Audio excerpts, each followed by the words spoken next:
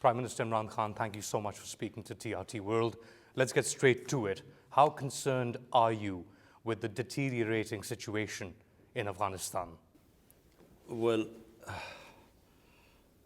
let me just say that what at one point we expected a bloodbath, because if you see what happened after the Soviets left in 1989, there was a bloodbath in Afghanistan. Hundreds and thousands of Afghans died after that. And that's how Taliban emerged. This time, we were scared that there would be, in taking of Kabul, there would be a bloodbath. But so in that way, it has been an incredibly peaceful transfer of power. Very unexpected. However, now the problem is this looming humanitarian crisis, because a government, an Afghan government that depended for 70 or 75% of its budget on foreign aid, the moment the foreign aid component goes, and that's what people feared, that with the Taliban coming in, there would be no foreign aid. So unless there is help in the short term, in the long term, maybe the Taliban would be able to stand on their feet. But in the short term, unless they are provided aid, there is a grave danger of a collapse of a government, chaos, and a humanitarian crisis. A lot of this depends on the international recognition of the Taliban government in Afghanistan. Is Pakistan going to recognize the Taliban government? And if so, when? Well, our government decided that we would be consulting all the neighbors of Afghanistan. We will discuss with them about the timing of when to recognize the Taliban regime. So we are in discussion. And so Pakistan alone recognize the Taliban is not going to make much difference. It has to be preferably, the United States and Europe and China and Russia. But if all the neighbors get together, who are going to be the most affected if there is chaos in Afghanistan, if we all get together and sort of form a joint policy when to recognize them, I think it would have more impact than simply Pakistan recognizing them.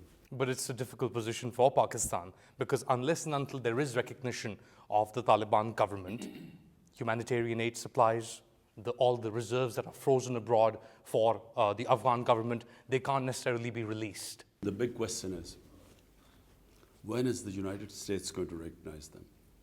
Do you expect the United States to recognize the Taliban government? Sooner or later, they'll have to.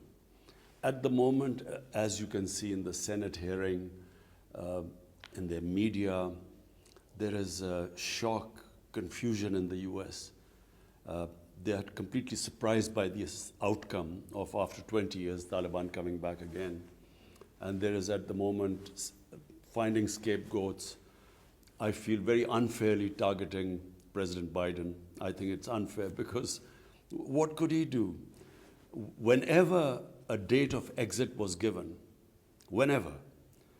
if 2 weeks before that exit date, the Afghan army collapsed and the president fled the country, the same thing would have happened.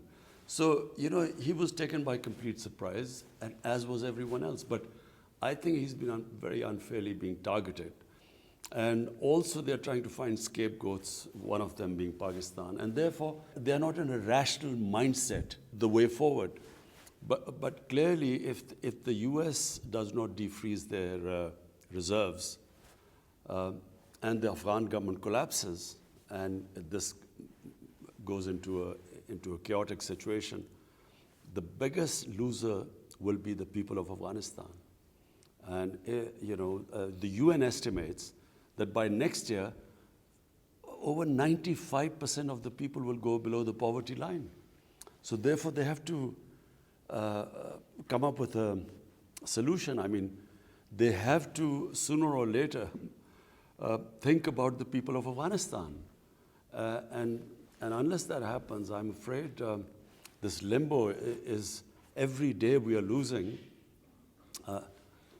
The Afghan population is, the crisis is going to deepen. You were talking about finding scapegoats. There have been hearings held at the US Congress where US senators and lawmakers have been questioning the military high command as well as people from the Biden administration. And time and again, they single out Pakistan. They're calling for sanctioning Pakistan and say that Pakistan is complicit in the Taliban coming to power. You see, people like us who know the history of Afghanistan, and Afghanistan's history is very closely tied up to history of Pakistan, or what was then India. But the border adjoining the border with Afghanistan is, if you know the history of that, of the Pashtun people, because they're roughly half the population of Afghanistan is Pashtun. Double that the number of Pashtuns live in Pakistan. And along the Afghan border, both sides are Pashtun tribes. So if you know the history, anyone who knew the history knew this would happen. So people like me who know the history, and I did a travel book also of our side of the Pashtun areas, Pashtun tribes. We knew this would happen. We knew that eventually there would not be a military solution because the people do not accept foreigners.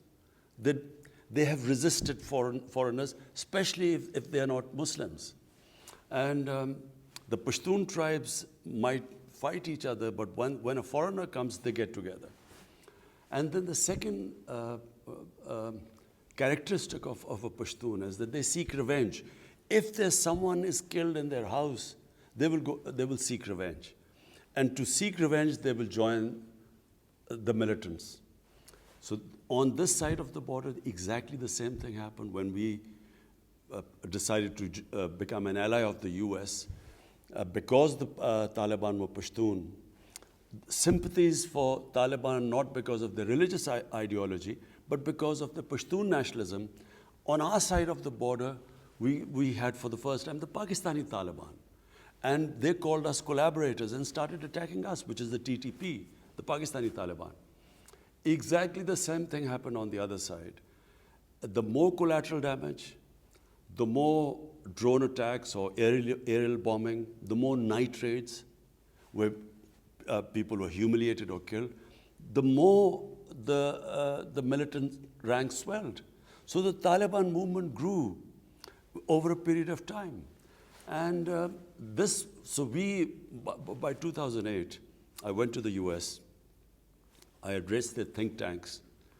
I met Joe Biden as a senator. I met John Kerry as a senator. And I explained to them. But then I realized that they were clueless. The American public had no idea what was going on in Afghanistan. Hence, they are completely taken by surprise. They thought they had built a democratic government, that they had liberated their women. People in the US thought like that, and there were so few American casualties. So Afghanistan was, something which was not in their minds. So when this suddenly happened, they had been all taken by surprise. And therefore, you see this in Senate, the sort of questions being asked. They had no idea that this was happening. But believe me, in Pakistan, people who knew Afghanistan's history, Army Chief in 2010, General Kiani, went to meet President Obama. He explained to them that there will not be a military solution, that the moment you lead, the Afghan army will collapse. He told them that, look, you will leave a mess there, and we in Pakistan will suffer the consequences. But they had no idea. Some people say that this position of yours, now looking back in retrospect, is quite prescient. But they also accuse you because of the stand of being, they call you Taliban Khan. You see, it was this awful, arrogant, imperialistic attitude of the Americans under George Bush when he said, either you're with us or against us.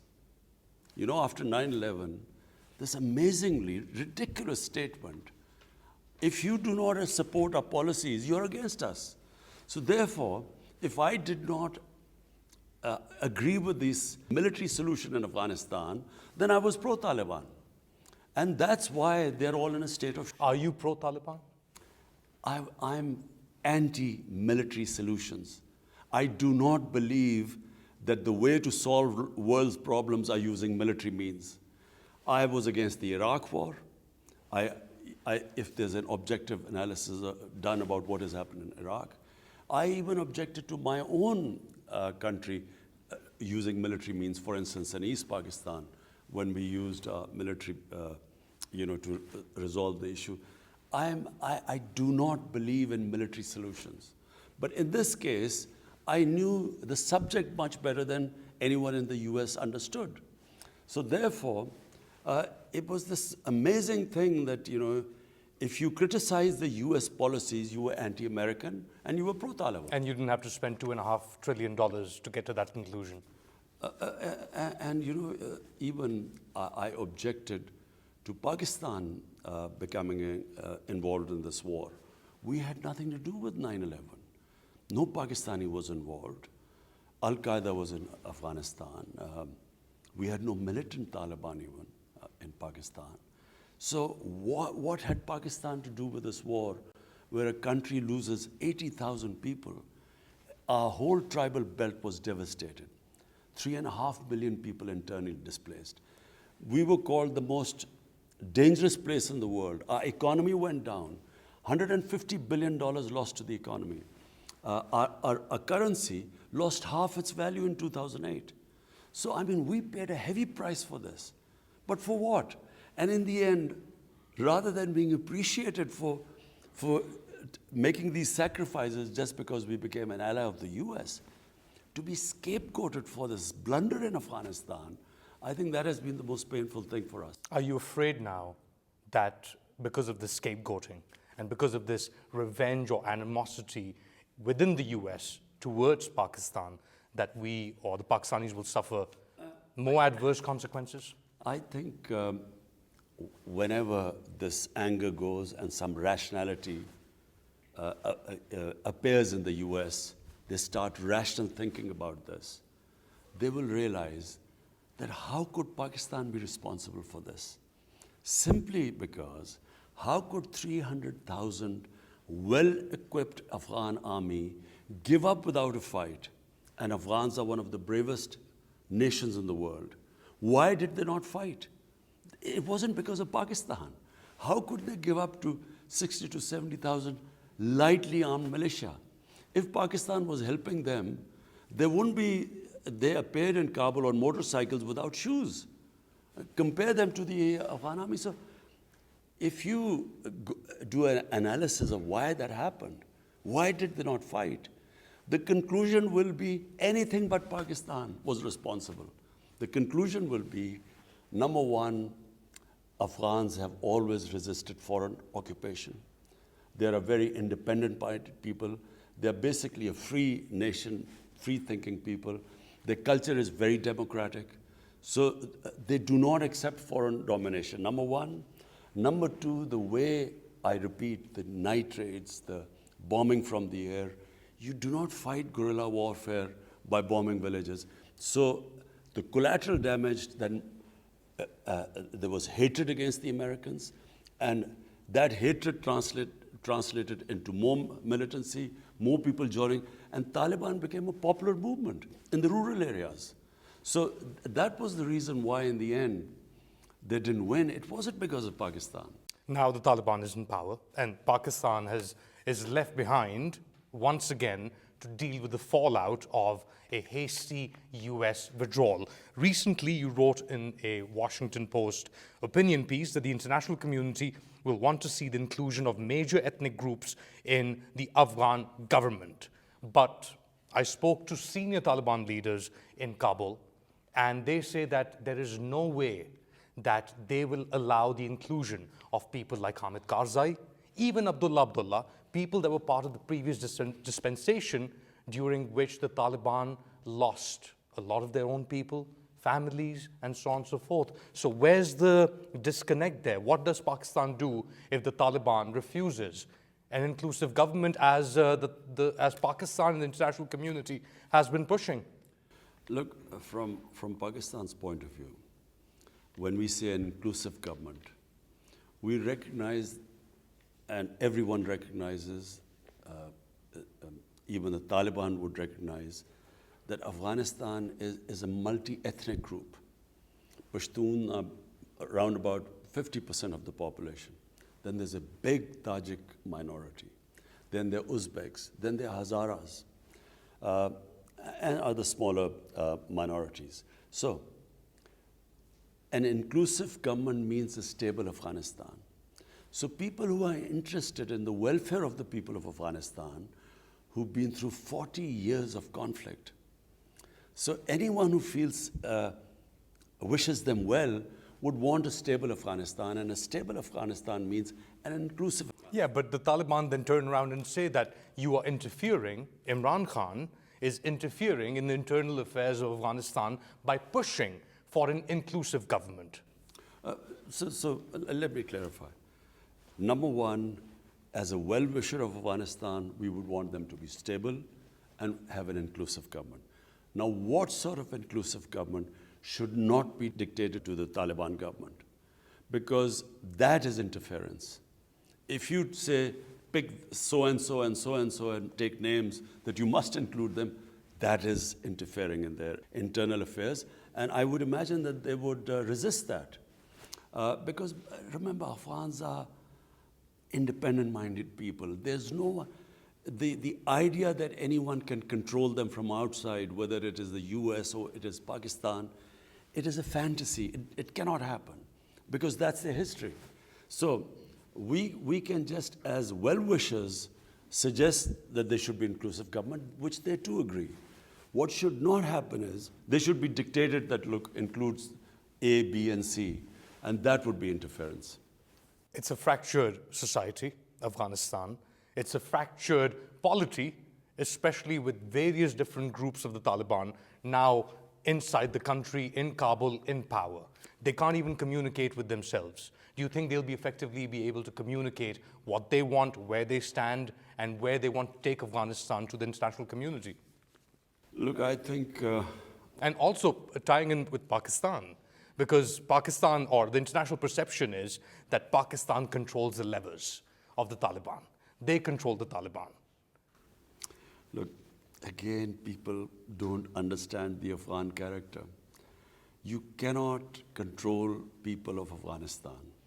And history as a guide, I mean, look at the history of Afghanistan and say, look at the history of the whole of India. You had one battle, and whoever won the battle controlled India. Afghanistan was never like that. As I repeat, it is a decentralized democratic system. They are very democratic people. It's not a feudal system as it was in India, which is why it was easier to control India. And because the tribes, the Pashtun tribes, which are half of Afghanistan, and twice as many Pashtuns on this side, they resisted the British exactly for 80 years.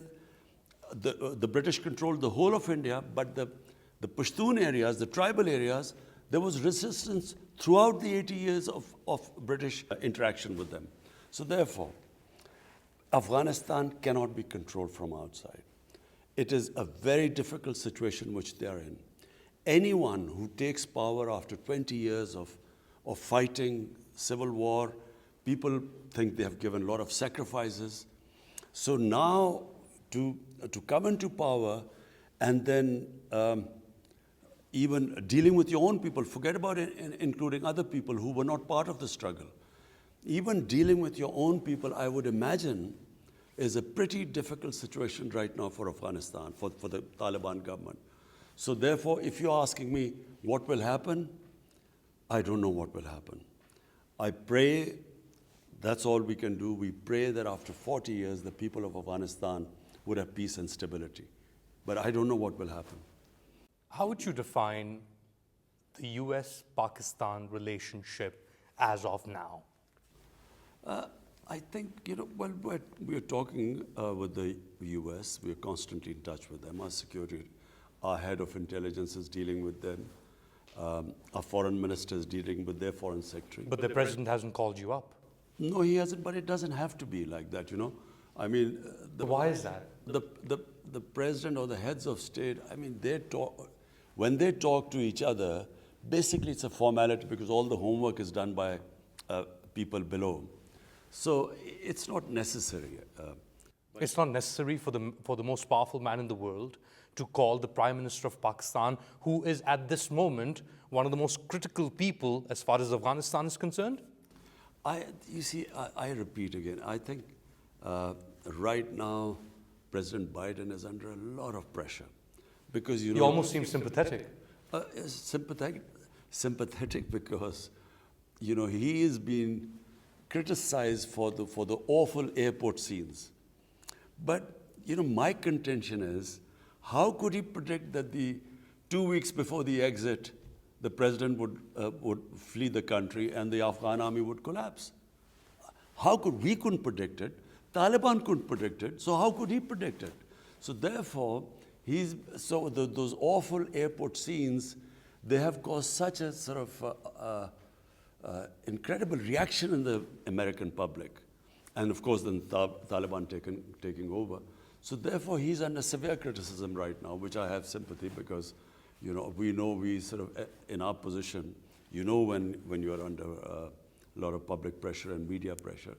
So I guess, it's up to him. I mean, when he wants, he can talk. So there's a way forward still for US-Pakistan ties, despite what has happened or this animosity?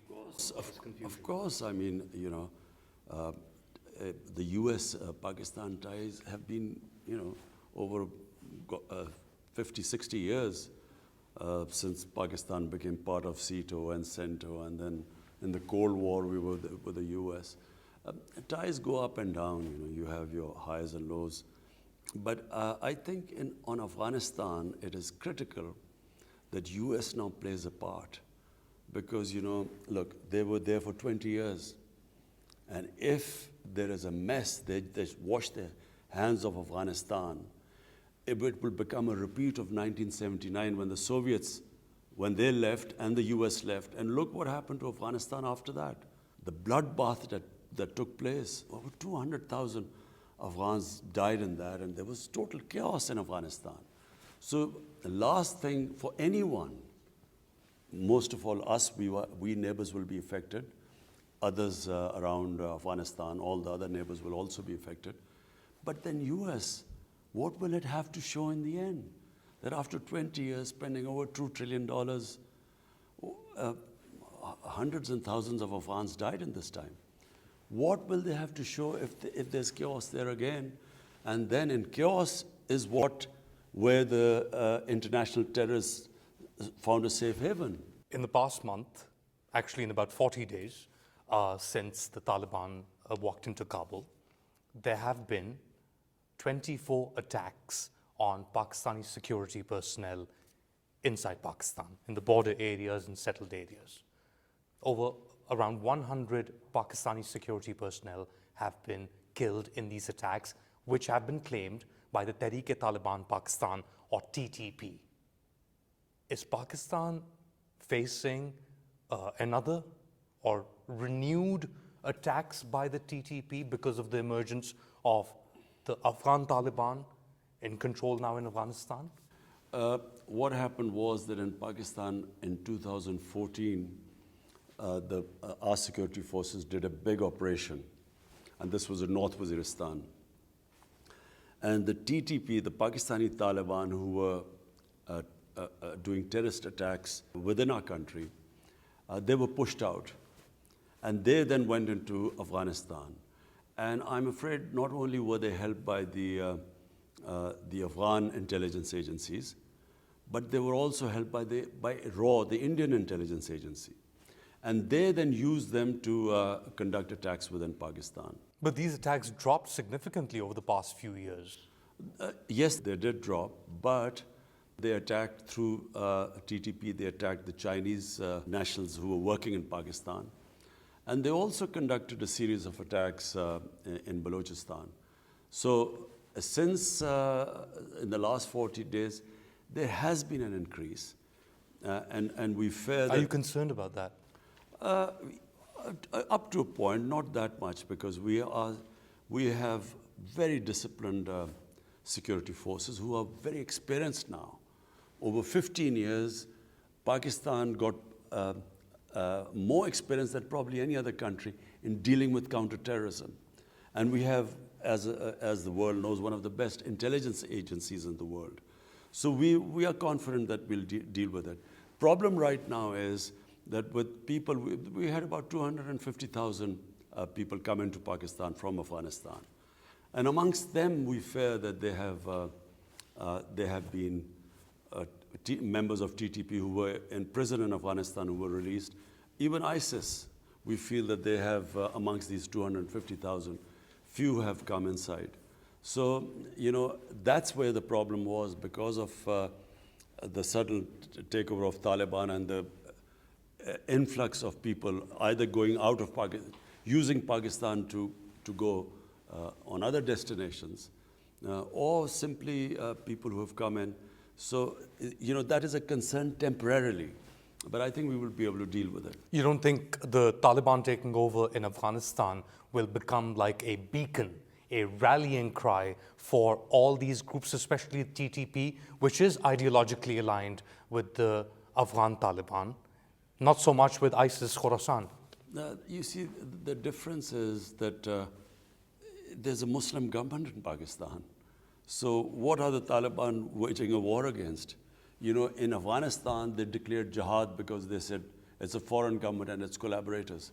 In Pakistan, they initially, the TTP came in saying, we were collaborators of the Americans. And same, the old Mujahideen who were trained to fight the Soviets, they too also termed our government as collaborators and were attacking us, which is why we lost 80,000 people. And then there were drone attacks in Pakistan.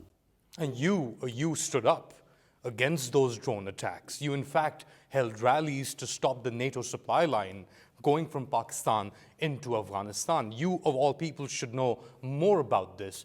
So is there like an innate concern then that this could go out of control, Prime Minister? No, let me just clarify. Drone attacks, to use drone attacks to fight terrorism is the most insane way of doing it. Because no matter what anyone says, whenever a bomb explodes in a village, there is collateral damage. And as we saw in Kabul, the drone doesn't always get the right people. So it was the worst way because what happened was that the drone attacks might have got some militants, but the collateral damage they caused created anti-Americanism, and the revenge attacks were against the Pakistan, state of Pakistan. So number one, it increased the militants.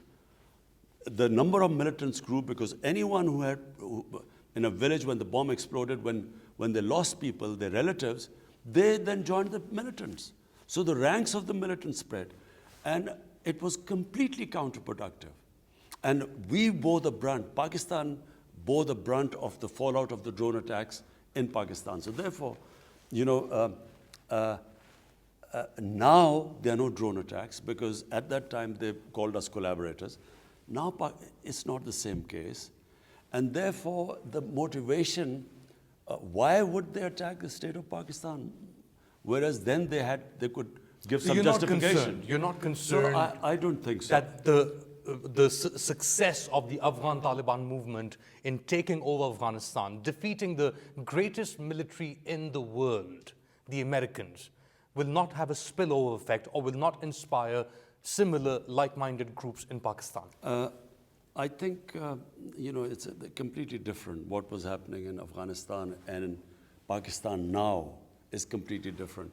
In fact, I think some of the Pakistani Taliban groups actually want to talk to our government, for some peace, for some reconciliation.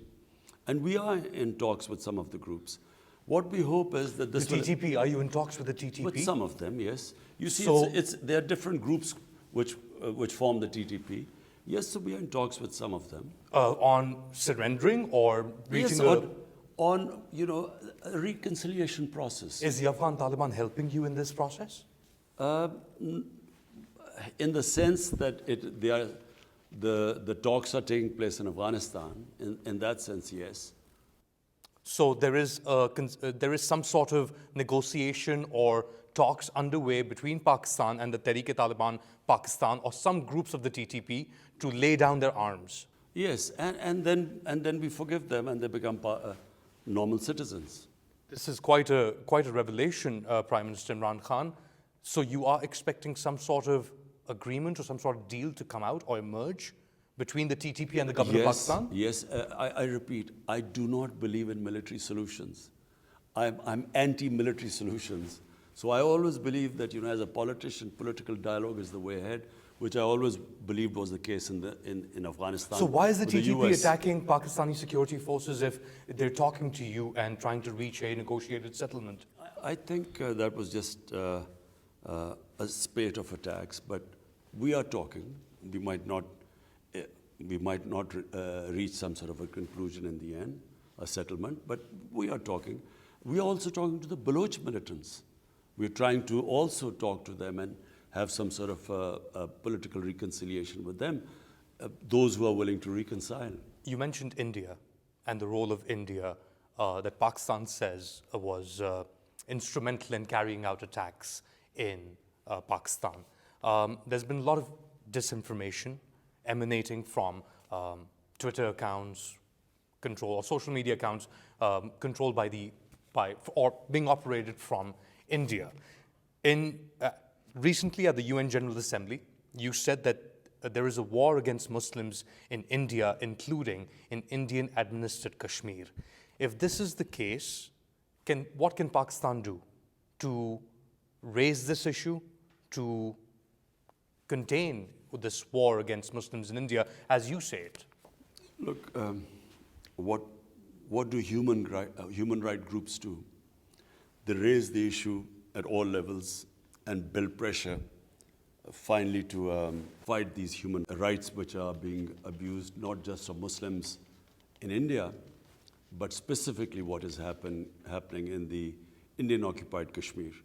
So we raise it at every forum, United Nations, in the Human Rights Forum, in the international media, because when people talk about maybe the human rights abuses of Taliban, I think it should not be selective.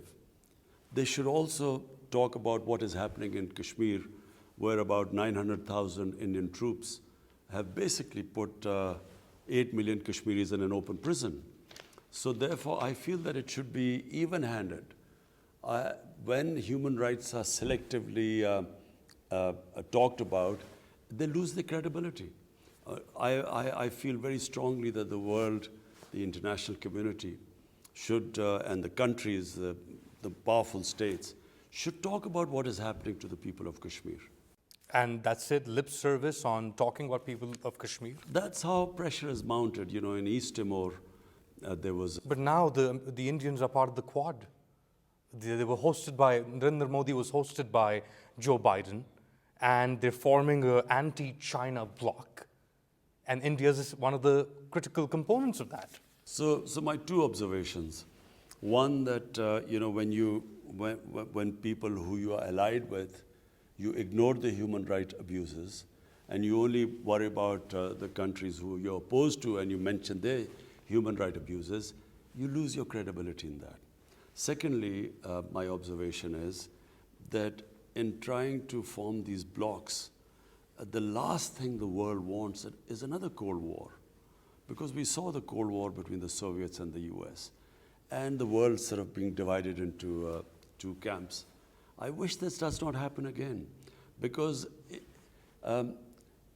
by cooperation and by the world coming together, there is much more to gain than by the world being divided. You mentioned India, we mentioned China, I mentioned the Quad.